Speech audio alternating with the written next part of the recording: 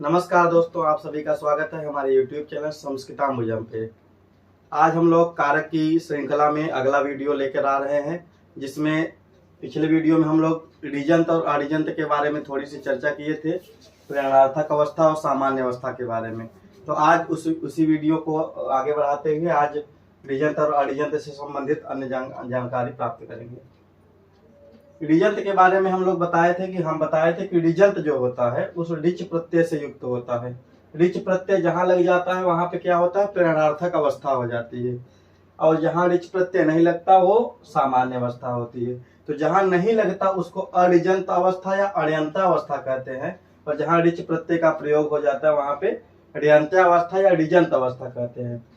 और जहां पे नहीं प्रयोग होता वो सामान्य अवस्था होती है। सामान्य अवस्था का मतलब है, जैसे हमने कोई वाक्य कहा कि सीता घर जाती है, तो सीता घर जाती है, सीता के घर जाने में किसी की प्रेरणा नहीं काम कर रही है, एक सीधा सा वाक्य है, एक सामान्य वाक्य है, ठीक है।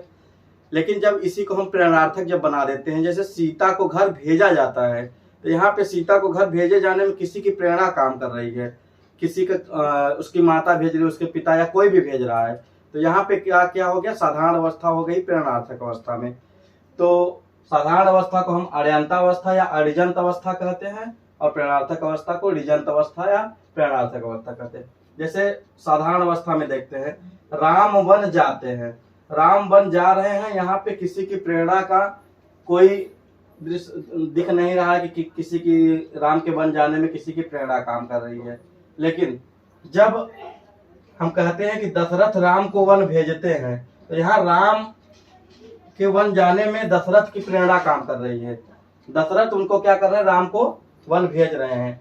तो अण्यंता अवस्था का जो कर्ता था वो अण्यंता अवस्था में या प्रेरणार्थक अवस्था में परिवर्तित हो जाता है। जैसे राम यहाँ पे कर्ता था, लेकिन यहाँ पे जब प्रेरणार्थक अवस्था आई तो राम यहाँ पे कर्ता न हो के क्या बन जा रहा है, कर्म बन जा रहा है। तो आगे के 8-10 सूत्र मिलेंगे हमें ऐसे, जिसमें सामान्य अवस्था का कर्ता प्रेरणार्थक अवस्था में कहीं कर्म बन जाएगा, कहीं करण बन जाएगा, कहीं कर्म और करण दोनों होगा। इसी तरीके के सूत्र मिलेंगे। तो एक 10 सूत्रों का 8-10 वार्तिक है, उनका एक प्रकरण चलेगा, तो उसी की चर्चा हम लोग करेंगे। तो थोड़ी छोटी सी जानकारी ये है कि साधारण अवस्था मतलब अऋजंत अवस्था एक सामान्य अवस्था होती है। जैसे राम वन जाते हैं, ठीक है, जब उसी का हम प्रेरणार्थक बनाते हैं तो उसको ऋजंत अवस्था कहते हैं, क्योंकि ऋच प्रत्यय जुड़ जाता है। तो उसको क्या कहते हैं, ऋजंत अवस्था। ऋजंत अवस्था में कर्ता को सामान्य अवस्था का जो कर्ता उसको कोई प्रेरित करता है। जैसे यहाँ राम वहां पे करता था, लेकिन यहाँ पे राम को प्रेरित करने वाले आ गए दशरथ, तो यहाँ पे प्रेरित करना, इसलिए प्रेरणार्थक अवस्था हो गई। तो प्रेरणार्थक अवस्था हो गई ये सामान्य अवस्था। तो सामान्य अवस्था का कर्ता प्रेरणार्थक अवस्था में किस प्रकार से परिवर्तित होगा उसको हम इस सूत्र के माध्यम से देखेंगे।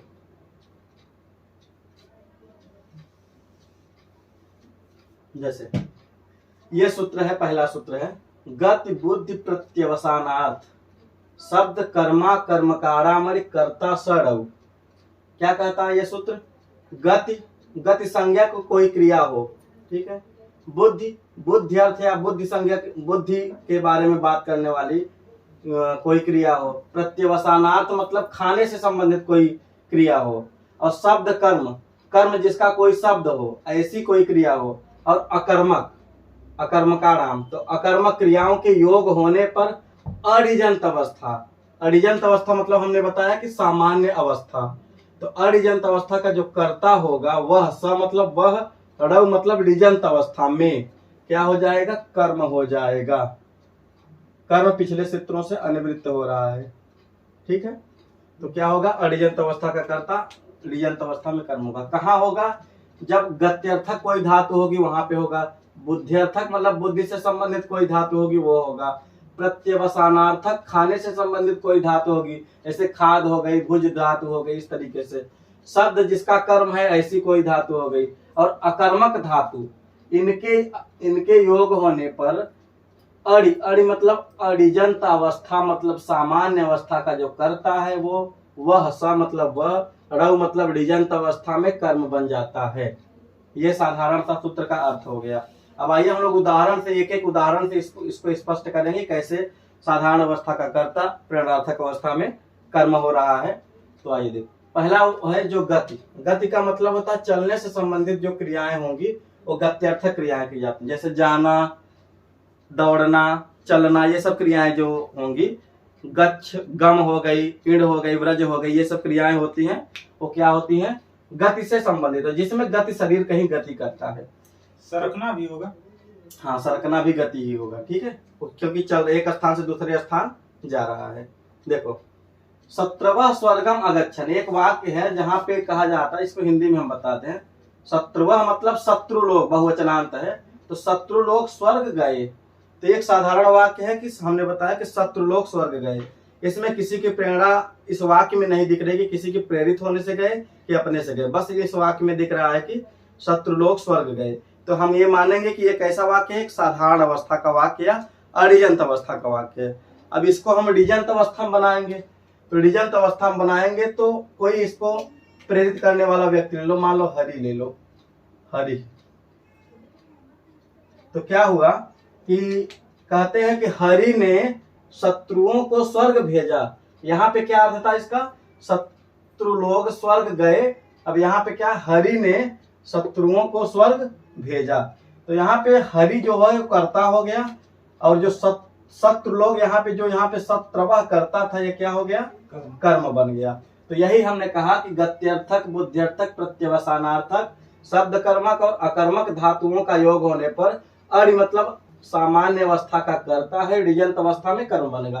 तो यहाँ पे सामान्य अवस्था का कर्ता था शत्रवः, तो डिजंत अवस्था में क्या बन गया है, कर्म हो गया है। तो कर्म में हम कर्मणि द्वितीया से द्वितीय विभक्ति का प्रयोग करते हैं।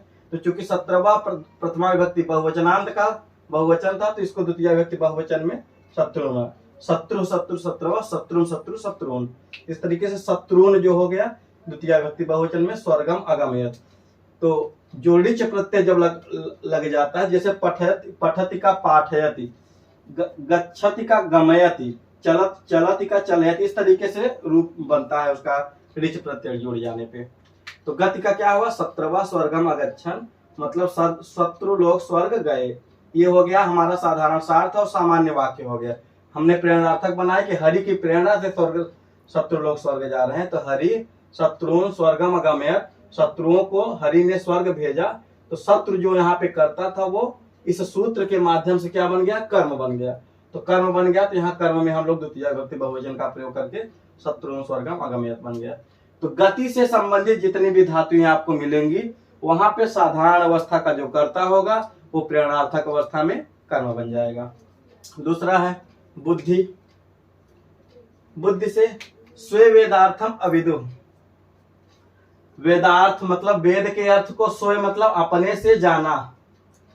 कोई भी व्यक्ति है या किसी के बारे में चर्चा हो रही, तो कहते हैं कि वेद के अर्थ को अपने से जाना, ठीक है। तो जब इसका प्रेरणार्थक हम बनाएंगे तो क्या होगा, हरि स्वान वेदार्थम अवेदयत्। यहाँ पे क्या था, वेद के अर्थ को अपने से जाना, लेकिन हरि ने अपनों को वेद का अर्थ बोध कराया, वेदार्थ का बोध कराया। तो यहाँ पे वेद के अर्थ बोध करने में हरि की प्रेरणा काम करने लगी। तो चूंकि यहाँ पे साधारण वाक्य था, तो हरि यहाँ पे क्या हो गया, प्रेरणार्थक का कर्ता हो गया। तो स्वे शब्द जो यहाँ पे कर्ता था, वो यहाँ पे कर्म होकर द्वितीय विभक्ति बहुवचन में स्वान बन गया। तो स्वान वेदार्थम अविदु, कर्मणि द्वितीया से द्वितीय विभक्ति बन गई। तो बुद्ध्यर्थक भी जितनी धातुएं मिलेंगी, विद, ज्ञा और इस तरीके से जितने भी धातुएं मिलेंगी, वहां पे भी क्या होगा, साधारण अवस्था का जो कर्ता होगा, जब हम प्रेरणार्थक अवस्था में बनाएंगे तो क्या हो जाएगा, कर्म हो जाएगा। तो कर्म होकर यहाँ पे स्वान हो गया। तीसरा है प्रत्यवसानार्थ। प्रत्यवसानार्थ होता है मतलब खाने से संबंधित, कोई भी आप अपने गले के अंदर चीज ले रहे हैं, गलबिल के अंदर कोई चीज ले रहे हैं, तो क्या होती है, प्रत्यवसान होती है। तो प्रत्यवसानार्थक जो धातु होंगी, वहां पे भी क्या होगा, साधारण अवस्था का जो कर्ता होगा, अडिजंत अवस्था का जो कर्ता होगा, वह डिजंत अवस्था में कर्म बन जाएगा। कैसे, इसको देखते, जैसे देवाः अमृतम आसनम, ठीक है। देवाः मतलब देवताओं ने अमृत को पिया या खाया, ठीक है। असन संबंधित होता है ना, असन जो धातु होती है, असन, असन मतलब होता है खाना या पीना, ठीक। असन, जब इसी में न असन इति असन, न असन इति अनसन, अनशन, आमरण अनशन करते हैं ना, तो अनशन का मतलब है कि असल नहीं करेंगे, मतलब कुछ खाएंगे पिएंगे नहीं। तो अनशन, अनशन व्रत करते, पिएंगे पीते हैं लेकिन खाते नहीं है जो अनशन व्रत। तो आमरण मतलब मरण पर्यंत जो कोई क्या कहते हैं कि जब अनशन किया जाता है तो आमरण अनशन। तो असन मतलब खाना, और अनशन ना असन ही तो अनशन, तो ना असन मतलब नहीं खाना, ठीक है। तो वो हो गया। तो प्रत्यवसानार्थ, तो देवाः अमृतम आसन, देवताओं ने अमृत को खाया या पिया, ठीक है, देवताओं ने अमृत को पिया, यही उचित हो रहा है। अब इसका हम लोग प्रेरणार्थक बनाएंगे तो बनेगा हरि ने देवताओं को अमृत का पान कराया, ठीक है। तो हरि ने देवताओं को अमृत का पान करा रहा है, तो अमृत के पान में हरि की प्रेरणा काम कर रही है कि नहीं, क्योंकि देवताओं को अमृत का पान वो करा रहे हैं। तो चूंकि यहाँ देवाह जो करता था उसका हम यहाँ पे क्या करेंगे, अड़िजंत अवस्था का करता है, उसको क्या करेंगे, अड़िजंत अवस्था में कर्म बना देंगे। तो यहाँ पे देवाह जो करता था इसको हम क्या बनाएंगे, कर्म। और कर्म में हम जानते हैं कर्मणि द्वितीया से द्वितीया विभक्ति, देवा देवो देवा, देवम देवो देवान, देवान हो गया, ठीक है। तो हरि देवान अमृतम आशय, ठीक है। प्रत्यवसानार्थ हो गया। शब्द कर्म, शब्द जिसका कर्म हो ऐसी कुछ धातुएं होती हैं। तो देखिए विधि वेदम अध्ययत, ठीक है। विधि मतलब जानते हो, विधि मतलब होता है ब्रह्मा। ब्रह्मा ने वेद का क्या किया, अध्ययन किया, ठीक है। ब्रह्मा ने वेद का अध्ययन किया, ये कैसा वाक्य हो गया, एक साधारण वाक्य हो गया। अब इसको भी हम प्रेरणार्थक बनाएंगे। तो प्रेरणार्थक बनाएंगे तो क्या बनेगा, हरि ने ब्रह्मा को वेद का अध्यापन किया या ज्ञान दिया या उसकी जानकारी दी। तो यहाँ पे ब्रह्मा को जो वेद का ज्ञान हो रहा है हरि की प्रेरणा से काम हो रहा है। और यहाँ पे विधि ने वेद को ज्ञाना, ये सामान्य वाक्य हो गया। अब इसका प्रेरणार्थक बनाएंगे तो हरि ने ब्रह्मा को वेद का ज्ञान कराया। तो हरि ने ही ब्रह्मा को वेद का ज्ञान कराया, ये आपको जानकारी नहीं होगी। तो भागवत पुराण में एक प्रसंग आता है, जो चतुश्लोकी भागवत आप लोग सुने होंगे। ब्रह्म तत्व, माया तत्व, जगत तत्व और आत्म तत्व, 4 तत्वों की बात वहां पे की गई है। तो वहां पे भगवान श्री कृष्ण अपने मुख से ही कहते हैं कि अहमेवासमेवाग्रे नान्यद्यत् सद सद परम पश्चाद हम यदेतच्च यो वशिष्य स्वस्मे हम।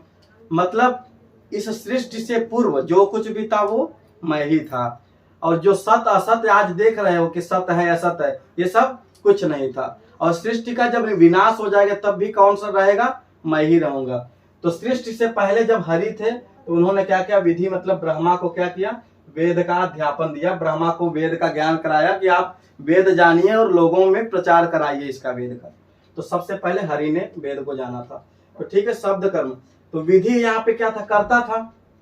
तो विधि जो करता था, जब हरि यहाँ पे प्रेरणार्थक हो गए तो विधि बन गया करता।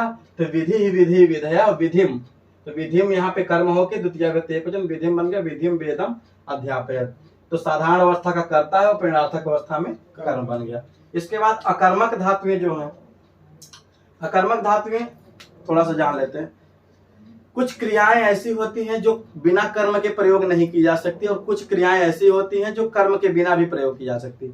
जैसे वह हंसता है तो आप प्रश्न करिए कि क्या हंसता है, या वह रोता है तो क्या रोता है। तो जहां जवाब आपके यहाँ सामने नहीं मिलता तो वैसी धातुएं कौन सी होंगी, अकर्मक धातुएं, मतलब बिना कर्म के ही उनका हम प्रयोग कर सकते हैं। लेकिन कुछ धातुएं ऐसी होती हैं जो बिना कर्म के प्रयोग, जैसे वह खाता है तो पूछो क्या खाता है, तो कहे खाना खाता है।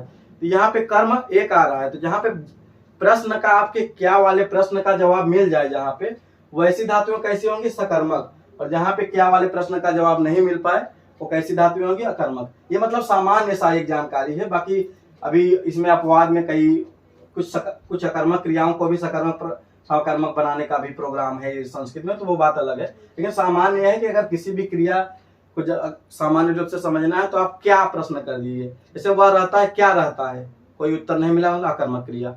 ठीक है, इस तरीके से हम समझ पाते हैं अकर्मक। तो अकर्मक धातुओं का योग होने पर भी साधारण मतलब अडिजंत अवस्था का करता है, स मतलब वह अडिजंत अवस्था में कर्म बन जाता है। जैसे पृथ्वी सलिले आस्ते, मतलब पृथ्वी जल में रहती है या थी। ठीक है, ये एक सामान्य वाक्य का, पृथ्वी जल में थी, यहाँ पे किसी की प्रेरणा नहीं काम कर रही। हमने बताया, बाद में कहा कि हरि ने पृथ्वी को जल में बिठाया।